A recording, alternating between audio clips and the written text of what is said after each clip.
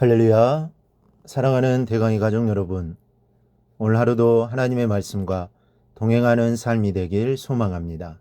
오늘 함께 나눌 하나님의 말씀은 요한복음 18장 1절에서 11절 말씀입니다. 예수께서 이 말씀을 하시고 제자들과 함께 기드론 시내 건너편으로 나가시니 그곳에 동산이 있는데 제자들과 함께 들어가시니라. 그곳은 가끔 예수께서 제자들과 모이시는 곳이므로 예수를 파는 유다도 그곳을 알더라. 유다가 군대와 대제사장들과 바리새인들에게서 얻은 아랫사람들을 데리고 등과 횃불과 무기를 가지고 그리로 오는지라. 예수께서 그 당할 일을 다 하시고 나아가 이르시되 너희가 누구를 찾느냐? 대답하되 나사렛 예수라 하거늘 이르시되 내가 그니라 하시니라. 그를 파는 유다도 그들과 함께 섰더라. 예수께서 그들에게 내가 그니라 하실 때에 그들이 물러가서 땅에 엎드려 지는지라. 이에 다시 누구를 찾느냐고 물으신데 그들이 말하되 나사렛 예수라 하거늘 예수께서 대답하시되 너희에게 내가 그니라 하였으니 나를 찾거든 이 사람들이 가는 것은 용납하라 하시니 이는 아버지께서 내게 주신 자 중에서 하나도 잃지 아니하였사옵나이다 하신 말씀을 응하게 하려 함이러라. 이에 시몬 베드로가 칼을 가졌는데 그것을 빼어 대제사장의 종을 쳐서 오른편 귀를 베어버리니 그 종의 이름은 말고라. 예수께서 베드로더러 이르시되 칼을 칼집에 꽂으라. 아버지께서 주신 잔을 내가 마시지 아니하겠느냐 하시니라. 아멘. 예수님께서는 기도를 마치시고 제자들과 함께 동산으로 올라가셨습니다. 이 동산은 평상시에 주님이 조용히 기도하시기 위해 습관적으로 찾으셨던 장소입니다. 2절에 그곳은 가끔 예수께서 제자들과 모이시는 곳이므로 예수를 파는 유다도 그곳을 알더라 그랬습니다. 이곳은 주님이 기도하시던 곳이고 제자들과 종종 모이시던 곳입니다. 그래서 유다도 주님이 이곳에 있을 것을 알고 있었던 것입니다. 그렇다면 한 가지 의문이 생기기도 합니다. 예수님은 유다가 자신을 팔아넘길 것을 이미 알고 계셨음에도 불구하고 왜 피하지 않으시고 다른 곳으로 가지 않으시고 유다가 알고 있는 장소로 가셨느냐 하는 문제입니다. 이 결론은 한 가지입니다. 예수님은 십자가를 기다리고 계셨으며 그 십자가를 자원함으로 지셨다는 이야기입니다. 지금 여러분의 어깨에는 무엇이 있습니까? 십자가가 있어야 합니다.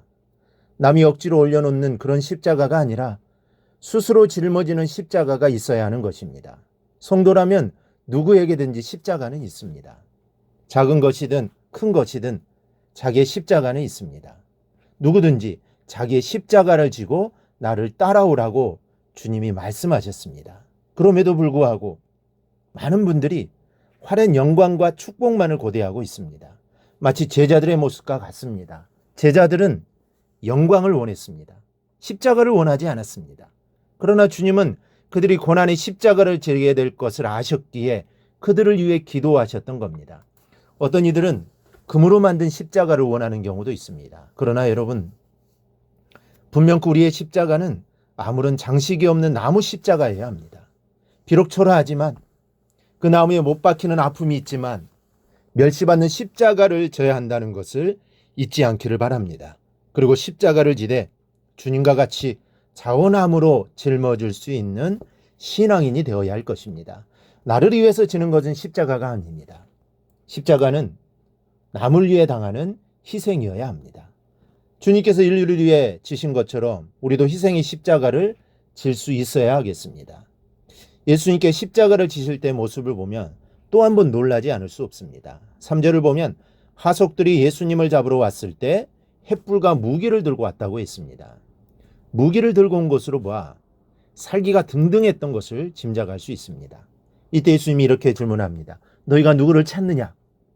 나사렛 예수를 찾고 있다. 그때 주님이 이렇게 말씀합니다. 내가 그니라 나다. 너희가 찾고 있는 사람은 바로 나다. 예수님의 모습이 얼마나 위험찼든지 6절을 보면 그들이 물러가 땅에 엎드러졌다고 기록하고 있습니다. 여러분, 십자가를 지되 비굴하게 지지 말아야 합니다. 무서워서 지는 것도 아니요 얻어지는 것이 있어서 지는 것도 아닙니다.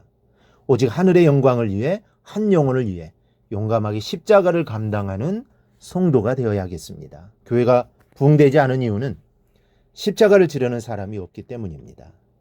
모두들 금으로 장식한 화려한 것만을 지려고 하기 때문입니다. 오늘 말씀을 통해 주님과 같은 자세로 십자가를 지는 저와 여러분이 될 수 있기를 바랍니다. 자원함으로 용감하게 십자가를 나서서 질 수 있는 성도가 된다면 그가 곧 미랄이요 그로 말미암아 교회는 부흥할 것이고 그리스도 영광이 차고 넘치게 될 것입니다. 다음은 우리가 본받아서는 안 될 사건이 벌어지는 것을 볼 수 있습니다. 베드로가 칼을 빼어서 대제사장 말고의 길을 잘라버렸습니다.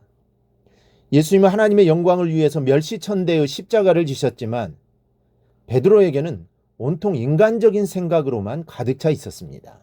베드로의 행동은 인간적인 모습에서 본다면 잘한 일입니다. 제자라면, 스승을 따르는 자라면, 의리 있는 자라면 당연히 이렇게 해야 합니다. 아니, 그 이상도 해야 할 것입니다. 그런데 이것은 인간적인 방법입니다. 베드로는 하나님의 방법이 아닌 인간의 방법으로 이 위기를 넘기려 했던 것입니다. 십자가를 지는 일에 있어서 인간적인 감정이나 이성에 치우쳐서는 절대로 안 됩니다. 하나님의 인도하심을 따라 나의 자존심을 버리고 십자가를 감당하는 성도들이 되어야 합니다. 왜냐하면 하나님의 일이기 때문입니다. 그래서 11절에 이렇게 말씀합니다. 예수께서 베드로더러 이르시되 칼을 칼집에 꽂으라. 아버지께서 주신 잔을 내가 마시지 아니하겠느냐 하시니라. 주님은 세상 방법이 아니라 하나님의 방법을 따르신 겁니다. 세상 방법은 베드로의 방법입니다. 하지만 주님은 하나님의 방법은 십자가를 지겠다는 겁니다. 우리도 이러한 마음으로 내 십자가를 질 수 있기를 바랍니다. 하나님의 방법으로, 하나님이 원하시는 모습으로, 하나님이 나에게 맡겨주신 십자가를 짐으로 하나님께 영광 올려드리기를 주님의 이름으로 축원합니다. 오늘 묵상한 말씀을 굳게 잡고 삶으로 실천하며 살아내는 대강의 모든 성도들이 되기를 축복합니다.